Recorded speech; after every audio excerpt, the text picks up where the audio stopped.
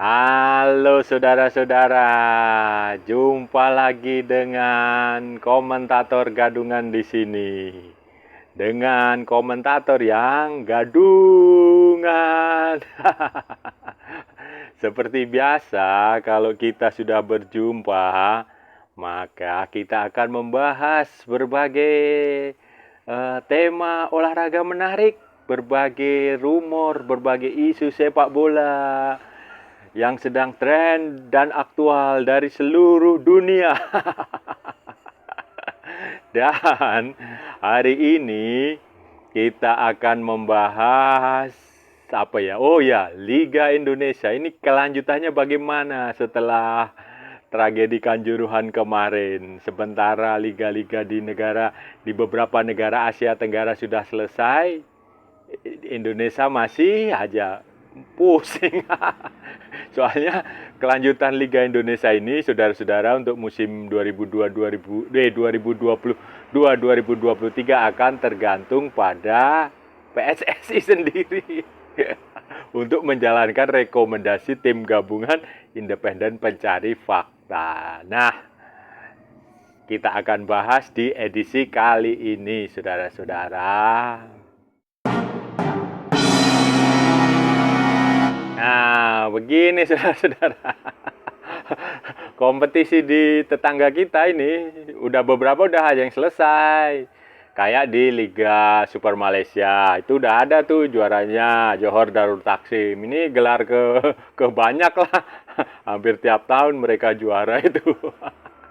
Ini udah kayak Bayern Munchen tuh di Bundesliga. Jadi kalau saya jadi klub Malaysia mending pergi aja dari situ daripada nggak akan bakal juara kalau masih ada CDT.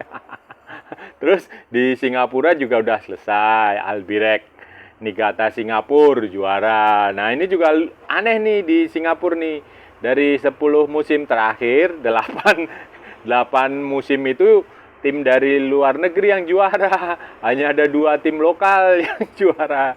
Jadi Warrior sama Lion City Sailor. Ini juga aneh nih. Tapi kita nggak akan bahas inilah. Nanti kita suatu saat kita akan bahas itu kenapa bisa seperti itu. Terus di Liga Vietnam ini juga bulan ini selesai, kemungkinan akhir bulan atau awal bulan depan. Terus di Jepang, Korea itu juga udah selesai saudara-saudara. Nah, yang masih bergulir itu Thailand, karena Thailand musimnya sama dengan Indonesia 2022-2023. Tetapi di sana di Thailand lancar jaya, mereka tetap bergulir lah. Di Indonesia, di Liga Indonesia ini udah ya gitulah, udah terhenti sejak kejadian waktu di Malang, saudara-saudara. Untuk melanjutkan liga yang terhenti ini, saudara-saudara, Liga 1 2022-2023 BRI Liga 1. Nah, itu tergantung PSSI maunya gimana, mau dibikin cepat atau mau dibikin lambat gitu loh. Karena itu saling berkaitan khususnya dengan rekomendasi dari tim gabungan independen pencari fakta tragedi Stadion Kanjuruhan Malang. Nah, itu terkait. Karena apa? Karena dalam rekomendasi itu kan sudah dijelaskan tuh, di situ udah jelas banget lah itu. Pokoknya terkait stadion, terkait pengamanan itu bagaimana PSSI harus menyiapkan sistem yang lebih baik.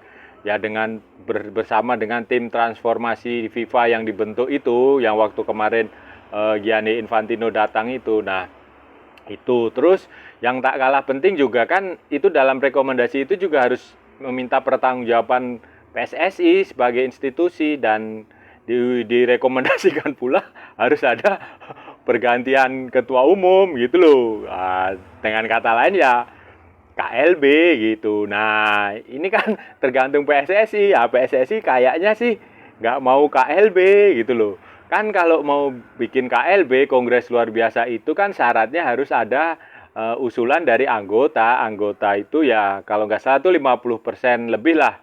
Itu nanti akan diusulkan kepada PSSI untuk digelar Kongres Luar Biasa. Kongres tahunan nanti bisa jadi berubah jadi Kongres Luar Biasa. Atau kita bikin lagi Kongres. Nah, Gitu saudara-saudara. Nah, PSSI ini pengurus-pengurusnya ya termasuk ketua umumnya lah, dia nggak mau mengundurkan diri. Terus pengurusnya juga nggak mau menggelar kongres luar biasa. Begitu. Terus, nah yang menarik adalah klub.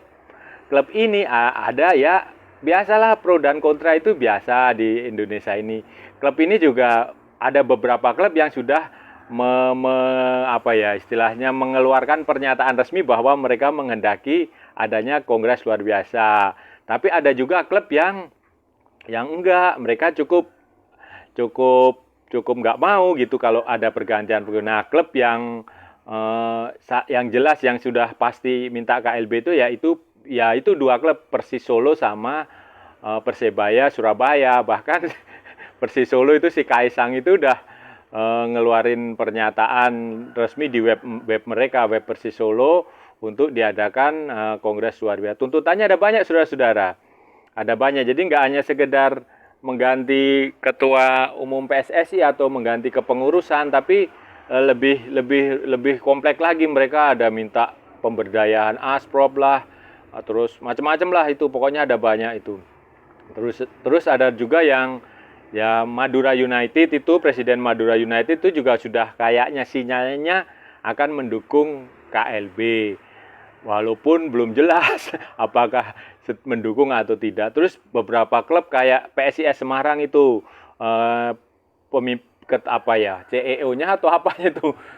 Nah, itu dia kayaknya keberatan KLB. Dia mengusulkan ya karena masalahnya kan yang di penjara di RUT PT LIB Ahmad Hadian Lukita, ya cukup aja digelar rapat umum pemegang saham luar biasa untuk mengganti Dirut PT LIB gitu. Nah, dan ya ini akan panjang saudara-saudara. Kalau melihat tabiat klub Indonesia ini ya ini akan panjang, akan bergulir, akan ya nggak tahu. Makanya Liga Indonesia itu tergantung PSSI. Pertanyaannya adalah, mungkinkah kongres luar biasa akan benar-benar digelar?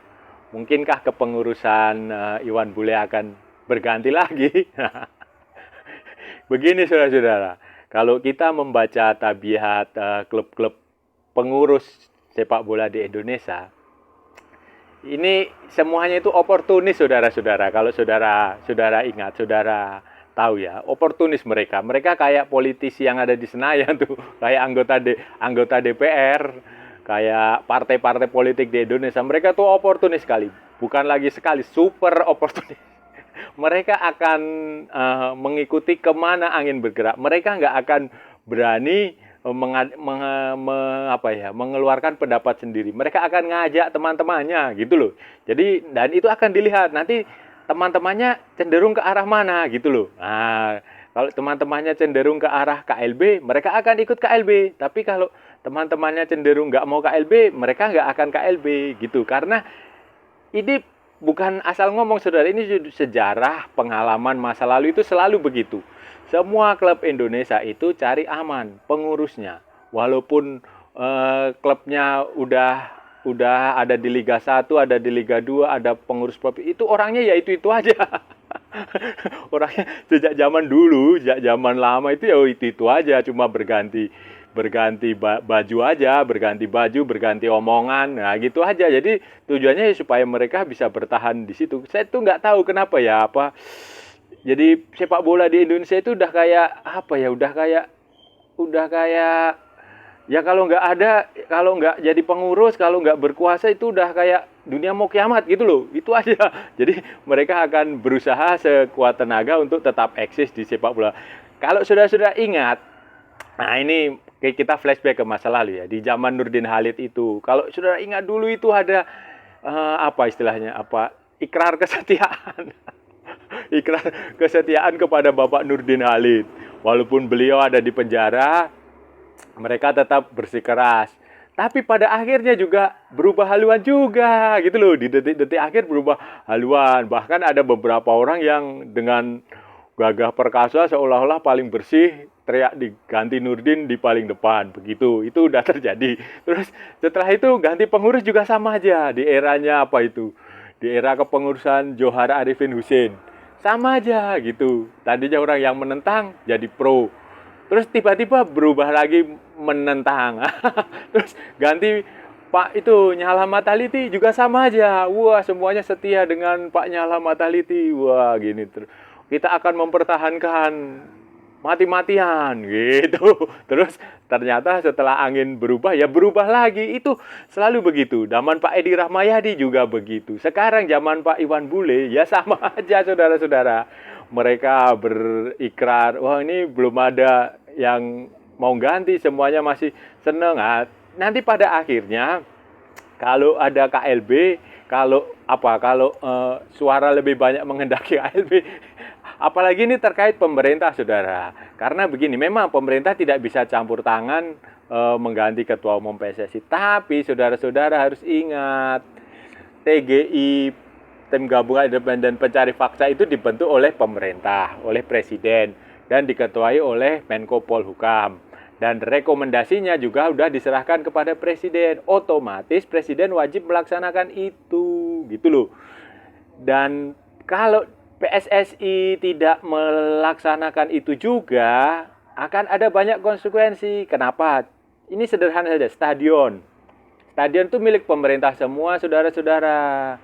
Pemerintah pusat maupun pemerintah daerah. Terus perizinan, yang paling penting perizinan. Polisi itu miliknya pemerintah pusat, bukan miliknya PSSI. Jadi kalau izin tidak keluar ya liga nggak akan berjalan sampai nanti Piala Dunia berapa 2030 juga nggak akan berjalan kalau tidak ada izin pemerintah. Jadi ya intinya harus cari solusi yang terbaik. PSSI itu juga nggak usah ngeyel. Pak Iwan Bule itu udah nggak usah ngeyel. Terus pengurus-pengurus di bawahnya juga nggak usah ngeyel. Ya idealnya itu kalau ganti ya termasuk exco-nya itu juga ganti, saudara-saudara. Karena banyak juga exco-nya yang sudah warisan Nurdin Halid, saudara-saudara. Mereka hanya ganti baju aja. Seperti yang saya bilang tadi, cari aman gitu, biar tetap bisa eksis di sepak bola ya. Mereka harus pintar lah, kayak bunglon gitu, persis lah itu kayak politisi di Senayan itu, saudara-saudara. Kan begini, saudara-saudara, ini masalah KLB ini semakin pelik karena waktu itu Sintayong sempat mengancam akan mundur kalau Iwan Bule. Nah, ini bagaimana saudara-saudara nantinya kalau memang terjadi KLB ya. Sintayong nggak usah terlalu takut, saudara-saudara. Sintayong itu nggak usah takut. Kenapa? Karena beliau itu dikontrak oleh PSSI sebagai organisasi, bukan bukan Iriawan Iwan Bule sebagai pribadi. Ini beda kayak zaman dulu waktu Alfred Riedel dikontrak sama Nirwan Bakri. Nah, kontraknya bukan kontrak dengan PSSI tapi kontrak dengan Nirwan Bakri. Ya, itu persis. Tapi sekarang beda. Sekarang adalah kontraknya adalah dengan lembaga, dengan PSSI. Jadi kewajiban Sintayong adalah dengan PSSI. Dalam kontrak itu kan ada klausul-klausul yang memungkinkan tidak bisa seenaknya sendiri mengundurkan diri gitu. Itu pasti di semua kontrak itu selalu ada begitu. Ada ya nanti ada kompensasi, ada ini. Nah, itu juga harus diperhatikan oleh Sintayong. Dan Sintayong juga nggak perlu takut kalau nanti penggantinya Iwan Bule itu merecoki. Kan enggak begini loh, kan Anda Sintayong itu kan Anda didukung oleh supporter Indonesia itu mendukung Anda. Dan bukan hanya supporter, presiden juga mendukung Anda. Presiden Republik Indonesia, Menpora, semuanya itu mendukung Anda. Memang hubungan Anda dengan Iwan Bule itu baik, tapi ya nanti pengurus yang baru kan otomatis kalau keinginan supporter mempertahankan Anda ya pasti Anda akan dipertahankan. Anda nggak usah takut dengan perlakuan. Dan saya rasa juga Presiden Jokowi kan sudah ngomong waktu itu bahwa ya nggak usah kemana-mana, jangan kemana-mana gitu bahasanya. Artinya kan ya udah Pak Sintayong selesaikan dulu, kan Anda ini sudah berjasa di sepak bola Indonesia dan di mata supporter sudah Anda menjadi idola gitu loh, dan banyak yang menginginkan Anda bertahan. Jadi nggak usah terlalu khawatir kalau nanti memang pada akhirnya terjadi KLB dan kepengurusan Iwan Bule berganti. Anda tetap aja di sini, nggak usah takut, Pak. Ini masalah KLB itu masalah biasa di Indonesia ini pergantian pengurus itu udah kayak biasa aja. Jadi nggak usah terlalu cemas. Ya memang hubungan kalian baik, tapi ya saya rasa nanti akan ada solusi lah. Menpora kan juga dekat dengan Sintayong, bisa diurus sama Menpora. Pokoknya itu, dan supporter juga yang penting itu adalah Anda berada supporter berada di belakang Anda. Supporter mendukung Anda apapun yang Anda lakukan demi kemajuan sepak bola Indonesia. Apalagi kontrak Anda kan masih panjang, masih kalau nggak salah sampai akhir tahun 2023, saudara-saudara. Seandainya nanti KLB benar-benar terjadi, saudara-saudara, terus bagaimana? Apakah PSSI akan semakin baik atau tidak?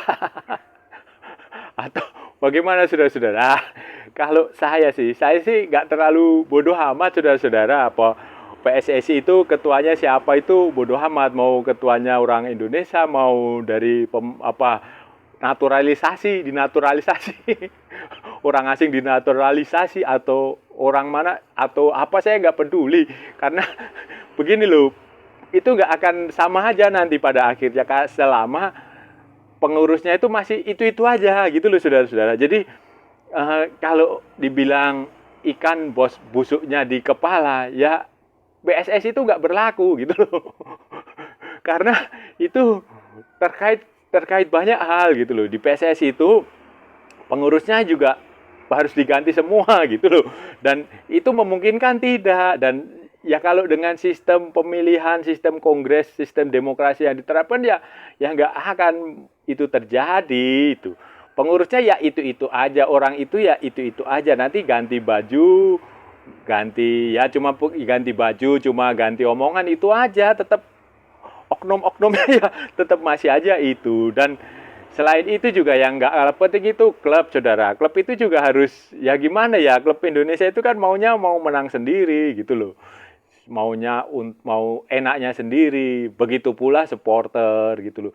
Jadi pada akhirnya saya sih nggak terlalu yakin kalau itu hanya kalau saya sih lebih melihatnya sebagai sebuah rebutan kursi gitu aja. Ya nggak ada bedanya seperti pemilihan kepala daerah di kabupaten mana atau di provinsi mana, atau seperti pemilihan anggota DPR RI gitulah, itu sama, nggak ada bedanya. Nanti yang naik ya setelah naik dia ya menikmati apa yang ada di situ.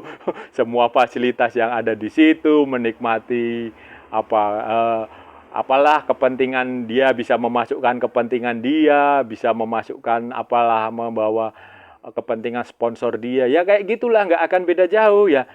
Untuk memajukan sepak bola Indonesia itu ya tergantung kita sendiri, tergantung supporter, tergantung pemain, tergantung klub, tergantung tergantung apalagi ya pelatih, semuanya itu kembali pada diri kita sendiri gitu loh. Kalau kita ingin serius dengan sepak bola, mau maju, ya kita akan berusaha bagaimanapun untuk maju gitu. Tapi kalau kita berharap kepada pengurus, ya hal yang mustahil, saudara-saudara.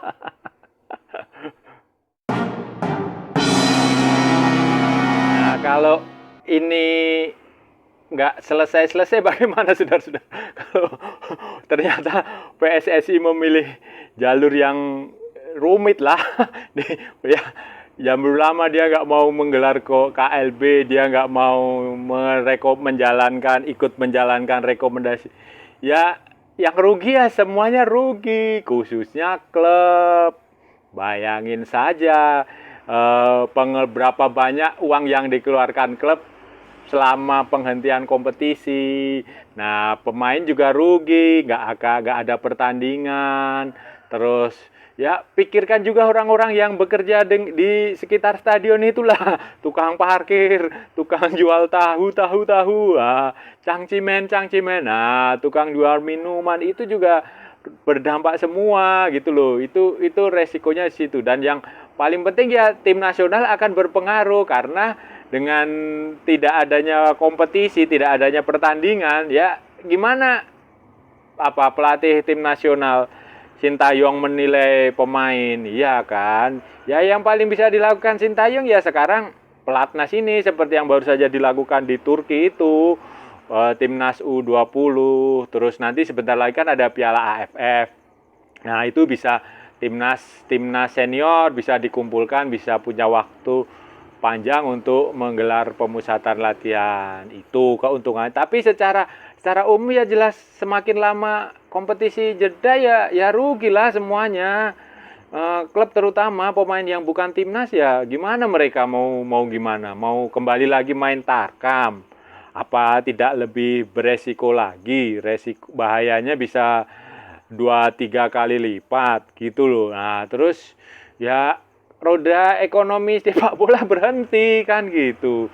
Terus apalagi ya? Ya itu kerugiannya kalau kalau kalau tidak cepat-cepat ya makanya itu tergantung klub juga. Kalau klub mau kerugiannya seberapa banyak gitu loh. Kalau Anda mau rugi terus ya udah nggak usah bikin KLB aja lama, dilama-lamain nggak apa-apa gitu loh. Tapi kalau Anda udah berpikirnya progresif, berpikir ke depan demi kepentingan semua orang ya udah ikuti aja kemauan pemerintah itu maunya begitu ya udah mau. Memang harus ada yang berkorban saudara-saudara karena kalau nggak ada yang berkorban semuanya mau bersikeras menang sendiri ya nggak akan selesai-selesai gitu loh. Negara lain sudah sampai ke bulan, kita masih aja ribut kayak begini gitu loh.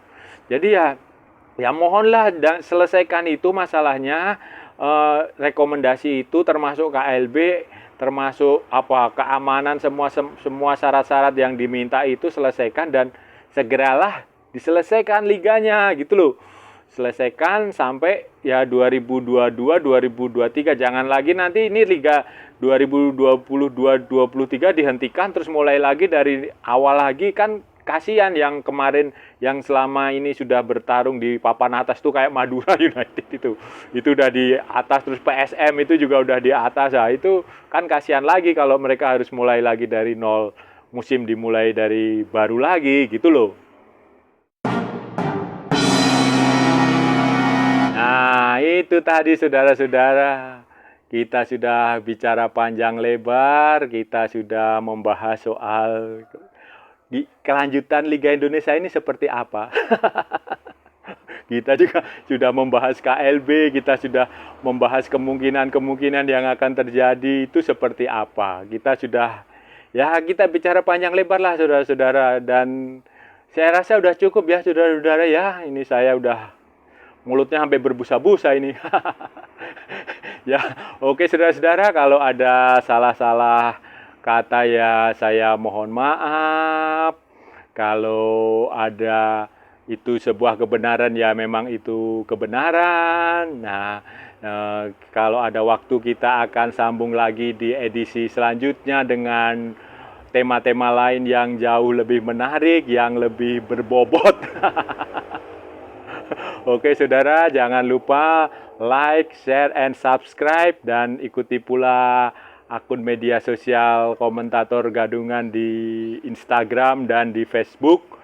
Tinggal klik aja Komentator Gadungan gitu ya.